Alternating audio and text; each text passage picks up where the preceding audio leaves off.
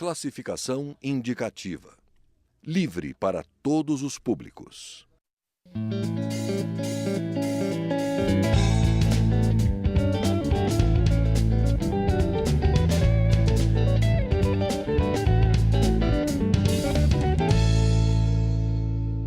A Comissão de Defesa dos Direitos da Pessoa Idosa fez um seminário aqui na Câmara sobre envelhecimento seguro. Vários pontos foram abordados, inclusive as políticas públicas para a população com mais de 60 anos. A gente faz um balanço do seminário com o presidente da comissão, deputado Roberto de Lucena, do PV de São Paulo. O Palavra Aberta é uma produção conjunta da TV e da Rádio Câmara.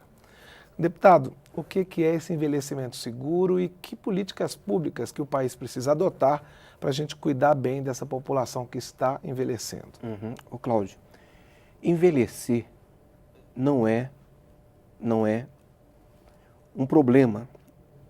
Envelhecer não é um defeito, não é um castigo. Envelhecer é um privilégio.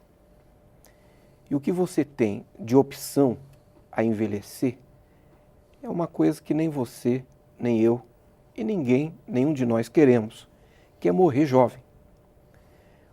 Hoje o Brasil vive um fenômeno, vive uma transição. O número de pessoas no Brasil com mais de 60 anos de idade é um número impressionante. Nós estamos falando de cerca de 27 milhões de brasileiros com mais de 60 anos de idade. Nós estamos também falando que nos próximos 9 anos, nessa próxima década, nós chegaremos a mais de 35 milhões de brasileiros. O Brasil não se preparou para isso. A nossa população está envelhecendo. E o grande desafio, a partir do momento que nós temos aí uma grande conquista de todos nós, que é o aumento da expectativa de vida, o grande desafio é que esse aumento de expectativa de vida seja acompanhado de boa qualidade de vida, de um envelhecimento saudável. E aí, é um conjunto de fatores que precisa ser observado. Não adianta nós ficarmos olhando para trás e lamentando pela falta de planejamento e por aquilo que nós não fizemos. Nós precisamos aceitar o desafio de eleger essa agenda como uma agenda prioritária e todos nós, a sociedade e o poder público, darmos as mãos para recuperarmos o tempo perdido e pensarmos a cidade, pensarmos a vida, pensarmos a sociedade na perspectiva de um país que envelhece e de um país que cada vez mais tem uma população com mais de 60 anos, uma população idosa. Por exemplo, a gente não tem muitas instituições de longa permanência, os asilos, né, públicos, quase tudo é privado. Então, assim, o envelhecimento ele é melhor para quem tem mais dinheiro, mas a maioria da população não tem acesso a bons serviços a partir dos 60 anos de idade, não é? E todos os aspectos da vida em sociedade no Brasil precisam ser repensados a partir dessa nossa nova realidade. Nós precisamos eleger políticas públicas que não sejam políticas de governo, que sejam políticas de Estado. Precisamos assumir que o Brasil, a partir de agora, precisa pensar a mobilidade urbana, precisa pensar os grandes centros urbanos, a acessibilidade, o meio ambiente, a educação, a cultura. Precisa pensar o mercado de trabalho, o turismo, a cultura, enfim. Nessa nova perspectiva, nós precisamos repensar o Brasil e oferecer a essa pessoa que vai viver mais do que aquela pessoa que, por exemplo, quando eu estava na minha juventude, na minha adolescência e juventude, alcançou 60 anos, essa pessoa vai viver bem mais. Ela tem aí pela frente pelo menos 30 ou 30 e poucos anos. Então, esse é um grande desafio que deve ser assumido com grande responsabilidade por todos nós. A Câmara dos Deputados, quando instituiu a Comissão Permanente de Defesa dos Direitos da Pessoa Idosa, sinalizou que elegeu esta agenda como uma agenda prioritária. O governo federal também neste passado recente, nestes últimos 2 meses, o presidente Temer sancionou uma lei que institui uma Secretaria Nacional de Políticas Públicas para a pessoa, voltada para a pessoa idosa. O que isso significa? Significa que essa agenda tem sido importante, tem se tornado importante. Na minha adolescência e juventude, quando uma pessoa completava 60 anos, era um idoso de 60 anos, era uma idosa de 60 anos. Quando você vê, por exemplo, aquele logo do idoso, que fala do idoso, você vai ver ali um senhor, uma senhora com uma bengalinha, apoiado, meio encurvado. Hoje não. Quando uma pessoa completa 60 anos, é um garoto de 60 anos, é uma garota de 60 anos. É claro que isso traz uma série de variáveis que precisam ser analisadas e que precisam de respostas.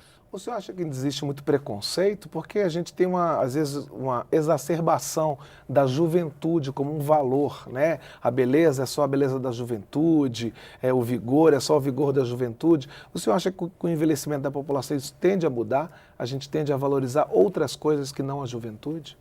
Eu penso que o Brasil, à medida que envelhece, também amadurece. Grande parte dos nossos preconceitos são frutos da nossa imaturidade.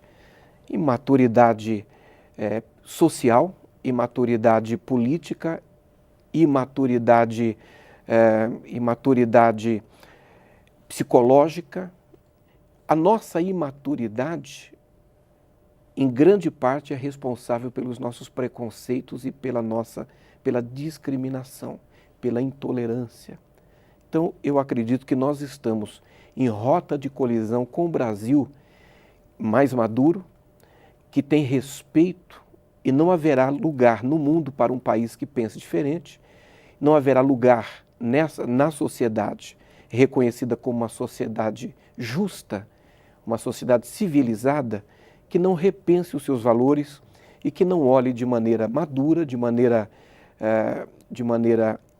equilibrada para os diversos segmentos da sociedade e também para esse novo desenho social que identifica aí no idoso uma grande parte da população brasileira. E aí, Cláudio, veja que inclusive esse envelhecimento ele vai fazer necessariamente com que nós repensemos o mercado de trabalho.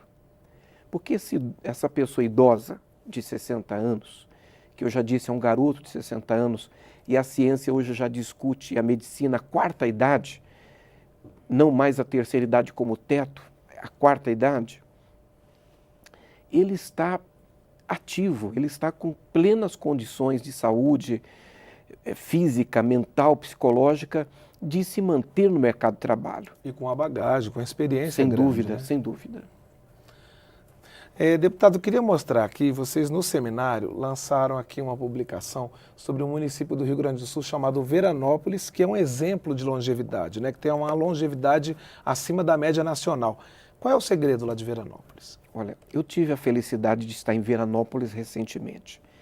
Fui acompanhado da comissão da Cidoso, e Veranópolis é impressionante. O número de nonagenários na cidade, ele é um número acima da média nacional. Eu não diria que lá existe um segredo, existe uma conjugação de fatores como clima, a boa qualidade de vida, água, alimentação.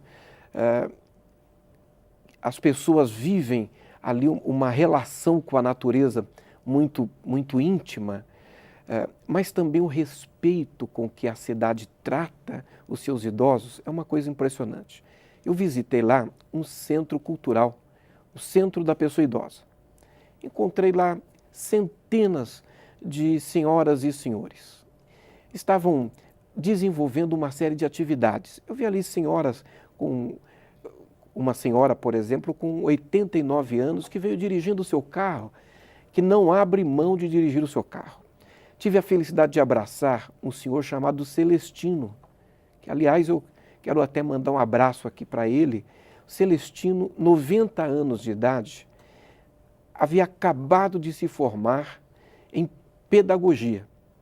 E quando eu cumprimentei por ele ter concluído os seus estudos, ele disse: não, eu não concluí, eu estou matriculado para começar a minha pós, com 90 anos, totalmente ativo, e eu entendo que esse é um dos segredos para se manter a boa qualidade de vida, manter a saúde desse envelhecimento, para que ele seja realmente um ganho. Então, a experiência que nós tivemos em Veranópolis, considerada a capital da longevidade, foi uma experiência muito interessante. E a Cidoso está visitando o Brasil. Nós estaremos proximamente visitando também algumas instituições em São Paulo, discutindo com o governo de São Paulo experiências de políticas públicas que têm sido desenvolvidas para a terceira idade, para a pessoa idosa. Estaremos visitando a Vila Dignidade, em Mogi das Cruzes, na região do Alto Tietê, que é como se fosse um CDHU, mas pensado para a pessoa idosa, com acessibilidade, infraestrutura pensada para a pessoa idosa, enfim. Há muita coisa interessante acontecendo pontualmente no Brasil e nós precisamos transformar isso em política pública nacional, em uma agenda Brasil para a pessoa idosa. Deputado, muito obrigado pela sua entrevista e sucesso nos trabalhos da comissão. Obrigado, Cláudio. Foi um prazer. A gente conversou com o deputado Roberto de Lucena, do PV de São Paulo, sobre envelhecimento seguro e políticas públicas para o envelhecimento. Esta e outras edições do Palavra Aberta também estão na internet. O endereço é câmara.leg.br/palavra aberta. Eu sou Cláudio Ferreira e espero você no próximo programa.